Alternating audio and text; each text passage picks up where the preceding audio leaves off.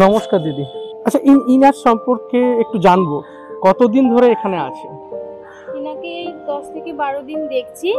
ইনি এই ওর পাশে আমাদের থানা আছে, ওই থানা থেকে এই বাজার পর্যন্ত এই লং রুটটাতে হাঁটাহাঁটি করে, দুপুরে এখানে ঘুমায়। কি নাম আপনার? কথা বলতে পারবেন না?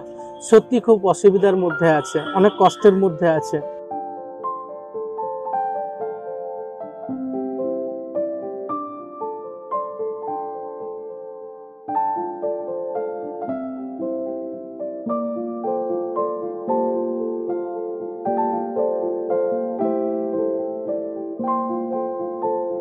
একটু ভয় করে।